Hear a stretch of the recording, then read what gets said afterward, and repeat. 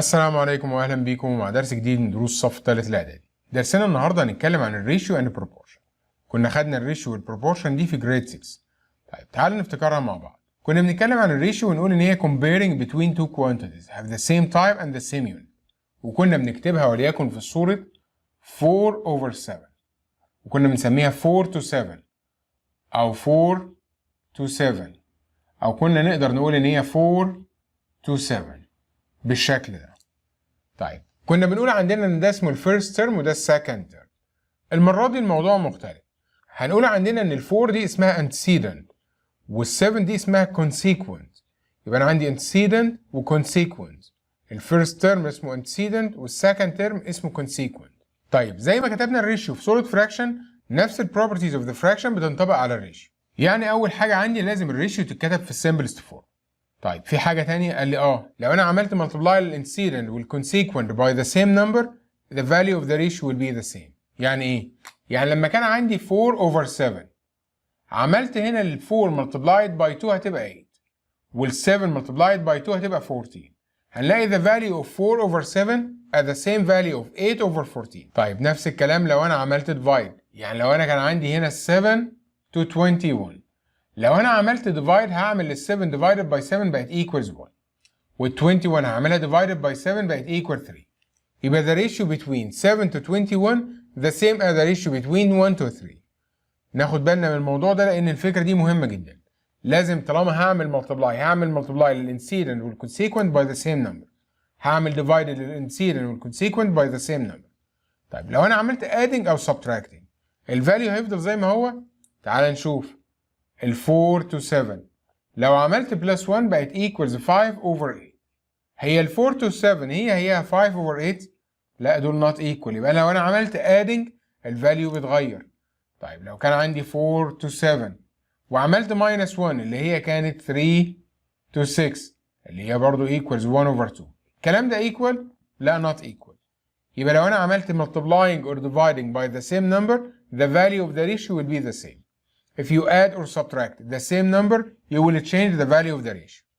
الموضوع كده بكل بساطة إن إحنا نقدر نعمل multiply و divide بس ما نقدرش نعمل adding and subtract. طيب تعال نعرف يعني إيه كلمة proportion. Proportion يعني equality of two or more ratios. يعني لو كان عندي هنا A/B is equals C/D دول كده اسمهم proportion. ليه؟ لأن أنا عندي الريشيو between A to B the same as the ratio between C to D. طيب يعني معنى كده ان ريشيو ايكوال ريشيو يبقى اسمهم بروبورشن. طيب ال A وال B وال C وال D دول اسمهم proportional quantities. يبقى نقدر نقول ان ال A B C and D are proportional.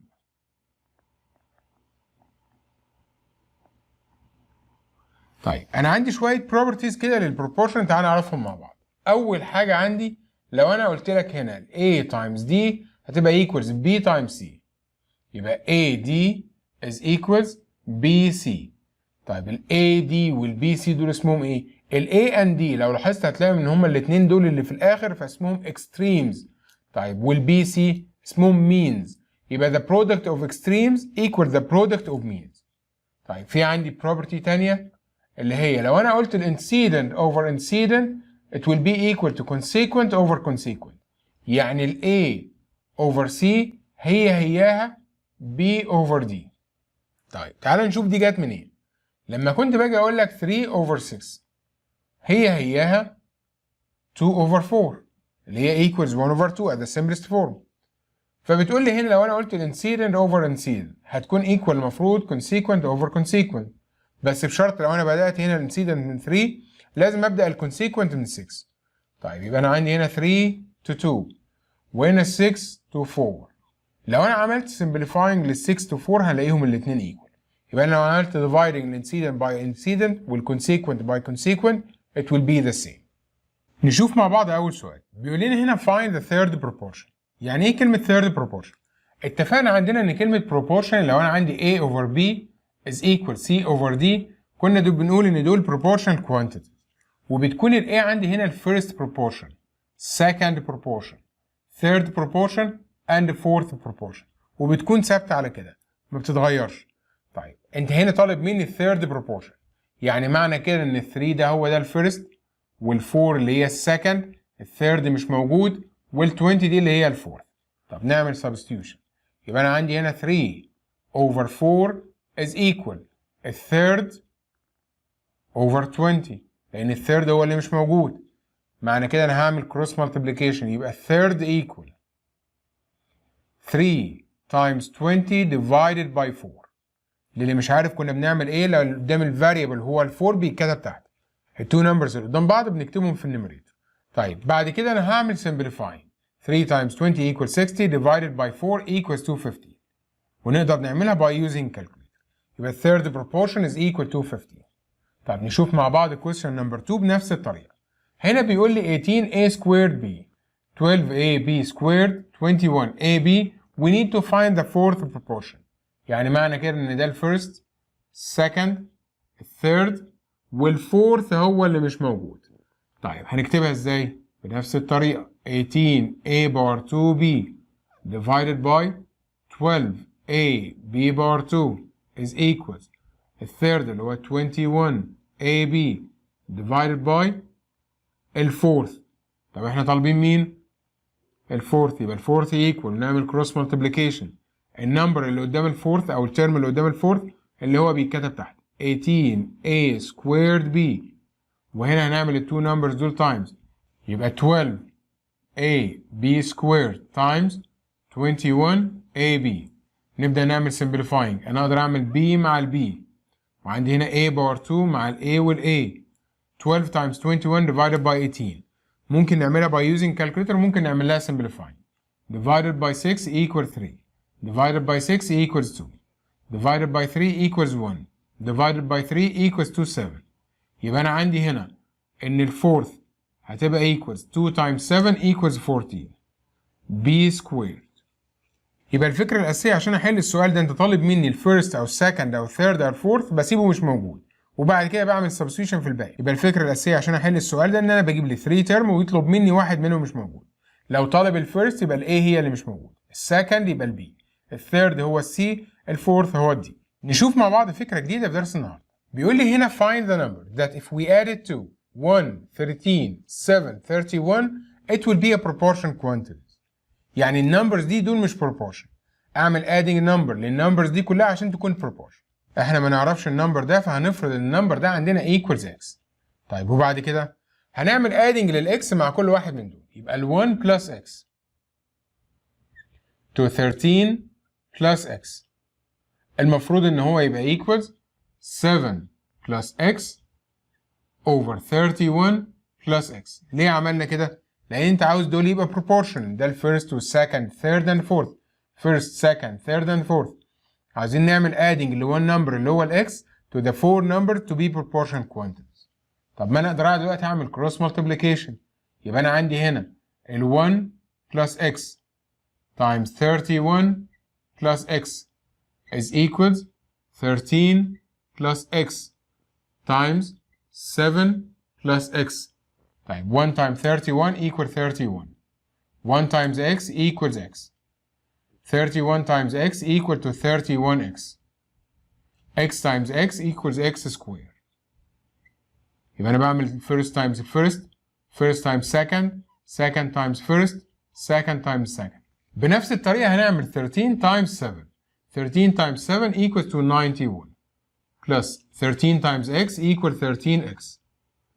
x times 7 equal to 7x. x times x equal to x bar 2. طيب بعد كده المطلوب مني ان انا اعمل solving. عندي x bar 2 في الليفت هاند سايد و x bar 2 في الرايت هاند سايد. يبقى كده احنا عملنا simplify. طيب نعمل adding دلوقتي لللايك terms. فانا عندي هنا x and 31x يبقى 32x plus 31 equals 13 and 7 equals to 20. يبقى انا عندي 20x plus 91. عشان نقدر نعمل solving لازم نجمع الاكسات كلها مع بعضها والنمبرز مع بعض. فانا عندي هنا هعمل by subtracting 20x وهنا كان 31 positive يبقى by subtracting 31. يبقى 32x minus 20x equals to 12x. 91 minus 31 equal to 60. بعد كده هعمل divided by 12. يبقى ال x is equals to 5. يبقى the number that if we add it to 1, 13, 7 and 31 it will be proportion. This number is equal to 5. نشوف مع بعض سؤال تاني. بيقول لنا هنا if 2x plus 5 to 3x minus 3 is equal 5 to 4. Find the value of x. انت كده بتقول لي ratio equal ratio. طالما ratio equal ratio يبقى انت بتتكلم عن البروبورشن. يبقى انت طالب مني نعمل solving proportion. طيب نكتبها في صورة الفراكشن. يبقى انا عندي هنا 2x plus 5 to 3x minus 3 is equals 5 to 4. طب ما انا كده اقدر اعمل cross multiplication. يبقى انا اقدر اقول 5 times 3x minus 3 is equals 4 times 2x plus 5. 5 times 3 equals 15x. 5 times negative 3 negative 15. 4 times 2 equals 8x. 4 times 5 equals to 20. By solving the equation عندي هنا x وهنا x ونمبر ونمبر نجمع الاكسات مع بعضها والنمبرز مع بعض. ال 8x by subtraction 8x وهنا negative 15 بقت positive 15. يبقى أنا عندي هنا 15x minus 8x equals 7x. 20 plus 15 equal to 35. Divided by 7 divided by 7. يبقى ال x بقت equals 5. يبقى the value of x which makes the quantity's proportion is 5. نشوف مع بعض سؤال تاني. بيقول لنا find the number that if we add it to the two term of the ratio 17 to 22 it will be 6 to 7. أنا عاوز أعمل number added to 17 and 22 عشان يخلي الريشيو 6 to 7. طب ما أنا ممكن بنفس الطريقة أقول له هنا 17 plus number اللي هو ال x to 22 plus number اللي هو ال x. It will be equals 6 to 7. طب ما أنا ممكن أعمل cross multiplication. يبقى أنا عندي هنا 6 times 22 plus x is equals 7 times 17 plus x. By using the distributive property, 6 times 22 equal to 132. 6 times x equal to 6x. 7 times 17 equal to 190. Plus 7 times x equal to 7x. عندي هنا x في left hand side و x في right hand side. A number and a number. يبقى هنا عندي 7x تروح الناحية التانية minus 7x. وهنا minus 132. يبقى 6x minus 7x equal to negative x. 119 minus 132 equal negative 13. طب أنا عندي هنا negative x equal to negative 13 divided by negative 1 divided by negative 1. يبقى ال x بقت equal to 13. يبقى if we add 13 to 17 and 22 the simplest form of the ratio will be 6 to 7. نشوف مع بعض فكرة جديدة. في السؤال ده هنا بيقول لنا find x to y. Find the ratio between x and y. If 2x part 2 minus 6x part 2 equals xy. السؤال ده طالب مني لما يجي لنا الصورة دي معنى كده ان هو طالب مني نعمل فاكتورايزيشن. بعد ما بعمل فاكتورايزيشن بنجيب كل براكت منهم ونحله. طيب نفهم مع بعض. انت بتقول لي هنا 2x part 2 minus 6x part 2 equal to xy. عشان اعمل فاكتورايزيشن لازم تكون زيرو ايكويشن. يبقى انا محتاج ادخل الاكس واي دي جوه. كانت بوزيتيف تتنقل جوه نيجاتيف. بس نكتب الترتيب x بار 2 يتكتب بعدها x واللي بعدها ما فيش فيها x. طيب تعالى نشوف مع بعض. 2x بار 2 minus xy minus 6y بار 2 is equal to 0. لو خدنا بالنا هنلاقي ان الاكسبريشن ده ما فيش فيه كومن فاكتور. عشان نعمل فاكتورايزيشن والكوفيشنت كان ايكوال 2 كنا بنعمل هنا نعدل ده نعمله تايمز 2 ونفتكر ان في الاخر انا هعمل ديفايدد باي 2. ايوه يعني ايه؟ يعني انا هكتب هنا اشيل ال 2 من هنا هعملها تايمز 6 فبقى عندي x بار 2 minus xy minus 2 times 6 equals to 12. يبقى 12y بار 2 is equal to 0. ونفتح 2 brackets. انا عندي الاكس بار 2 هتكون x و x. الواي بار 2 هتكون y و y. عاوز 2 numbers لو عملتهم تايمز يبقى equal 12. لو عملت لهم ماينس يبقى equals 1. ال 2 numbers دول 4 and 3. طيب بعد كده بعمل ايه؟ انا عندي sign of the middle is the sign of the greatest number. negative times negative equal positive. ما ننساش ان انا كنت بقول لك انا هعمل divided by 2. مين اللي هعمله divided by 2؟ اللي هي ال 4 وكمان ال 3. فبقى الاكسبريشن عندي x. ينفع نعمل ال 4 divided by 2؟ ايوه equals 2 يبقى بقت 2y. second bracket عندي 3 ينفع نعملها divided by 2؟ لا ما ينفعش. يبقى هناخد ال 2 دي نخليها coefficient للاكس. وبكده عملنا الفاكتورايزيشن. طيب معنى كده ان اما البراكت الاولاني اللي هو الاكس ماينس 2y equal 0 او 2x plus 3y equal to 0.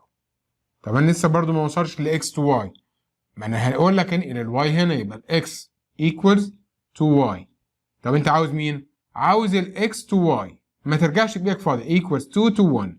يبقى الاكس to y is equals 2 to 1.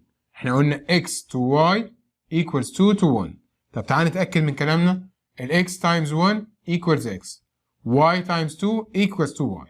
طيب نفس الكلام هنا هنقول له ان 2x equals negative 3y، يبقى ال x to y is equals negative 3 to 2. يبقى ال x to y is equals negative 3 to 2. طب تعالى نتأكد من كلامنا، x times 2 equals 2x، y times negative 3 equal negative 3y. نشوف مع بعض فكرة جديدة. في السؤال ده بيقول لي find x to y if 4x minus 3y to 2x plus y equals 4 to 7. هنحل بنفس الطريقة. أنا عندي هنا 4x minus 3y to 2x plus y equals 4 to 7. طب ما أنا أقدر أعمل cross multiplication، يبقى أنا عندي هنا 7 times 4x minus 3y is equals 4 times 2x plus y. 7 times 4x 28x. 7 times negative 3 negative 21y. 4 times 2x equals 8x. 4 times y equals to 4y. أنا هنا دلوقتي بقى عندي x في ال left hand side و x في right hand side. y and y. هنجمع الإكسات مع بعضها by subtracting 8x and adding 21y.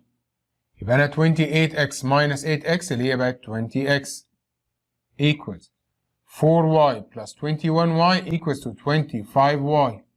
أنت طالب مني ال x over y يبقى equals 25 over 20. يبقى x to y is equals 25 to 20. طب ما أنا السمبلست فورم، لأن دي مش السمبلست فورم، نتأكد دايما إن الريشيو أو الفراكشن مكتوب في السمبلست فورم. 25 over 20 is equals to 5 to 4. يبقى the value of x over y is equal to 5 over 4. في السؤال اللي موجود قدامنا بيقول لنا if x plus 2y over 4x minus 3y equal to 7 over 6. Prove that x to y is equal to 3 over 2. أنا عندي هنا ratio equal ratio، يبقى أنا عندي proportion quantity. يبقى نقدر نعمل cross multiplication. يبقى أنا أقدر أقول له هنا إن x plus 2y times 6 is equal to 7 times 4x minus 3y. طيب تعالى نشوف هنحل إزاي. هنقول عندنا إن 7 times 4x minus 3y is equals 6 times x plus 2y. By using the distributive property يبقى أنا عندي 7 times 4 equals to 28x.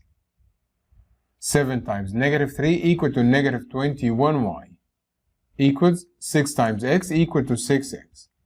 6 times 2y equals to 12y. طب أنا عندي x و y في ال left hand side و x و y في ال right hand side. نجمع ال x مع ال x وال y مع ال y. يبقى أنا عندي هنا ال x كانت positive، تبقى أنا عندي by subtracting 6x. عندي negative 21 كانت negative، يبقى عندي هنا هعمل by adding 21y. يبقى 28x minus 6x equals to 22x. 12y plus 21y equal to 33y. يبقى أنا هقدر أقول له هنا إن x over y is equals 33 over 22. x over y is equals 33 over 22. By using calculator then we can say that x over y is equals to 3 over 2. في السؤال اللي موجود قدامنا بيقول لنا ABC is right angle triangle at B. DE is perpendicular on BC. CE equals 4 and CD equals 5. Find the ratio between AB to BC. عشان نقدر نحل السؤال ده نمشي مع بعض خطوة خطوة. أنا عندي هنا DE is perpendicular on BC. معنى كده إن أنا عندي triangle DEC is right angle triangle at E. طب ما أنا عندي two sides، نقدر نجيب السايد التالت by using Pythagorean. يبقى أنا عندي هنا إن DE هيبقى equals the square root of 5 squared minus 4 squared which equal to 3 centimeter. يبقى أنا عندي هنا إن DE equal 3 centimeter. طيب بعد ما جبنا DE تعال نبص مع بعض. لو خدت بالك هتلاقي إن triangle ABC similar with triangle DEC لأن أنا عندي angle B equals angle E equals to 90. Angle C is a common angle. Then angle D equals to angle A. يبقى نقدر نقول إن أنا عندي هنا triangle ABC similar with triangle DEC. طيب طالما هما similar يبقى sides proportion. احنا عرفنا ان هما similar من الانجلز يبقى sides are proportion. يبقى انا عندي هنا ان AB over DE the first over the first equals BC over EC second over the second equals AC over DC. طيب تعالى نستخدم السايدز الموجودة في السؤال.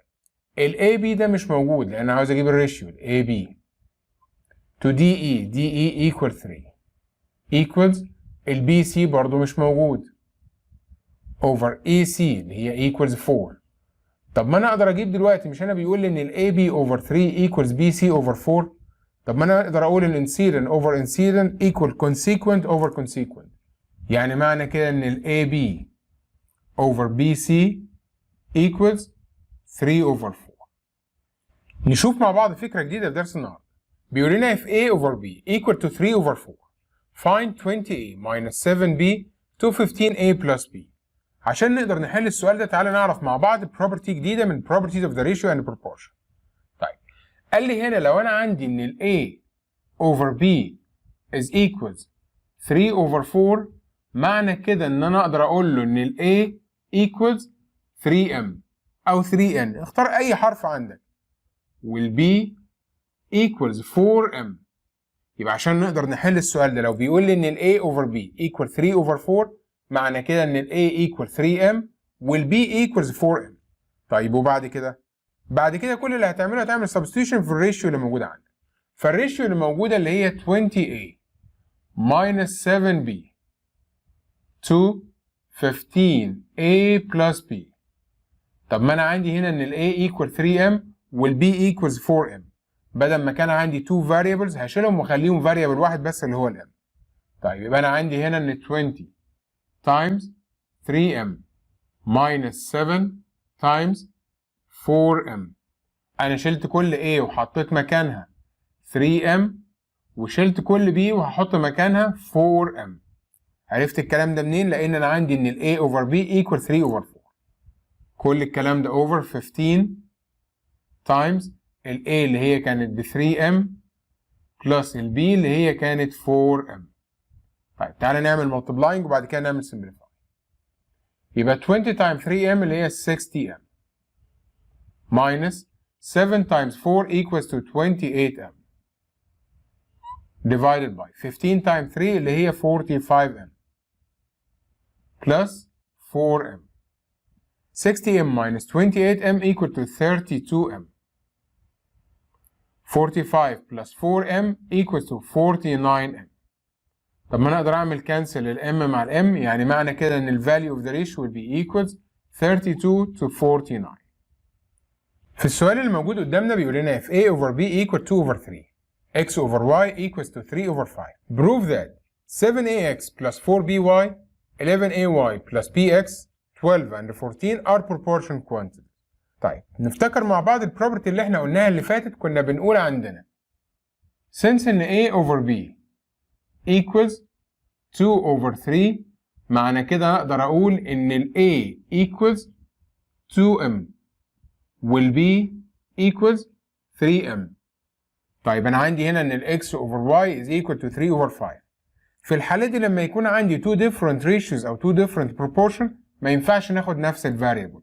فنقول عندنا since ان X over Y is equals 3 over 5 نقدر نقول ان ال X equals 3K وال Y equals 5K.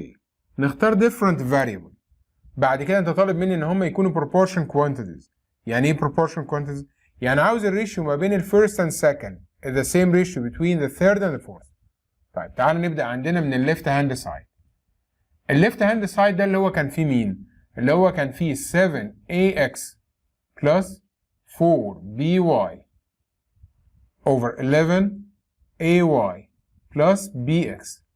طيب كل اللي انا هعمله هعمل substitution عشان نقدر نحل. فهعمل ايه؟ هقول له 7 times ال A انا عارف ان هي equals 2m times ال X اللي هي equal to 3k plus ال 4 times ال B اللي هي كانت 3m وال Y اللي هي كانت 5k over 11 times A اللي هي كانت 2m times Y اللي هي كانت 5k ال B اللي هي كانت 3m ال X اللي هي كانت 3k.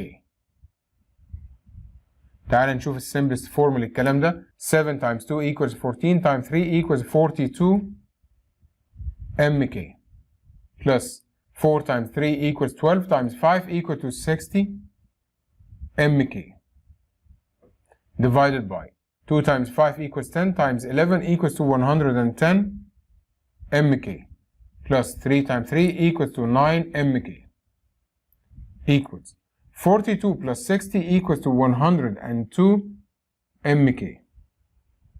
110 plus 9 equal to 119 mk. طب ما انا اقدر اشيل ال mk مع ال mk يفضل عندي 102 over 119. By using calculator هتلاقي عندك ان الريشيو دي equal to 6 over 7. طب ما تعال نشوف دلوقتي الرايت هاند سايد. الرايت هاند سايد عندك فيها مين؟ عندك 12 over 14. 12 over 14. طب ما انا عارف ان 12 over 14 by using calculator هتبقى equal 6 over 7. طب ما انت لو خدت بالك هتلاقي عندك ان ال two ratios are equal، يبقى معنى كده ان ال four quantities are proportional. في السؤال اللي موجود قدامنا بيقول لنا the ratio between two real numbers is 4 to 7. If we subtract 16 from both of the numbers the ratio will be 2 to 5. Find the two numbers. عشان نقدر نحل السؤال ده هنبتدي مع بعض نقطة نقطة. فبيقول لنا the ratio between two numbers. فأنا ما أعرفش ال two numbers دول فأقول let the first is x and the second is y. The ratio between x to y is 4 to 7. لا كده أنا هقف وأكمل مع بعض النقطة اللي إحنا عارفينها. أنا عارف إن x to y is equal to 4 to 7، يعني معنى كده إن ال x equals 4m وال y equals 7m. بعد كده بيقول لي if we subtract 16 from both of them، يعني ال 4m هعملها minus 16 وال 7m هعملها برضو minus 16. The ratio will be 2 to 5. يعني دول معنى كده ان ال value of the ratio is equal to 2 to 5. يعني دول proportion quantity. طب ما انا اقدر دلوقتي اعمل cross multiplication. يبقى انا عندي هنا ال 5 times 4m minus 16 equals 2 times 7m minus 16. By using the distributive property يبقى انا عندي 5 times 4m equals to 20m. 5 times negative 16 equal to negative 8. 2 times 7 equals 14m. 2 times negative 16 equal to negative 32. By subtracting 14 and by adding 8. يبقى أنا عندي هنا 20m minus 14m equal to 6m.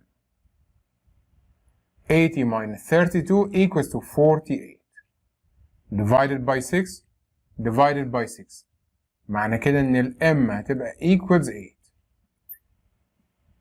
طب ما أنا كده جبت ال m يبقى ال x بقت equals 4m اللي هي 4 times 8 which equals 32. And y equals 7m اللي هي 7 times 8 equals 56.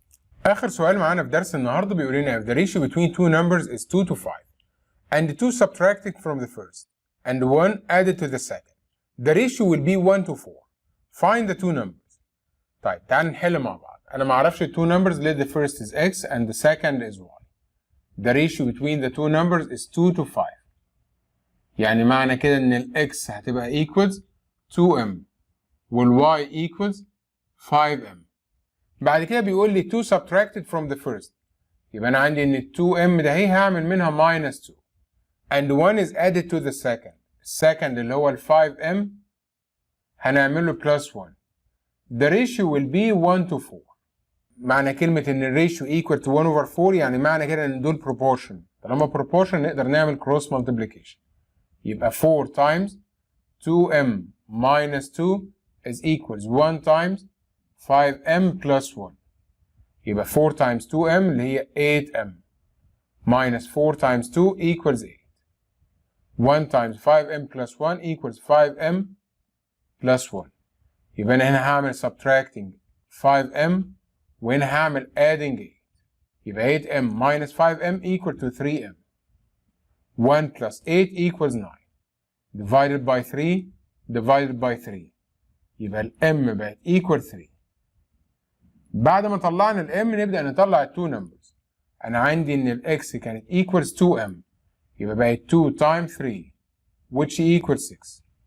And y equals 5m اللي هي equal 5 times 3 equals 50. وبكده نكون انتهينا من درس النهارده، يا رب تكونوا استفدتوا بيه وانتظرونا في الدرس اللي جاي ان شاء الله، والسلام عليكم ورحمة الله وبركاته.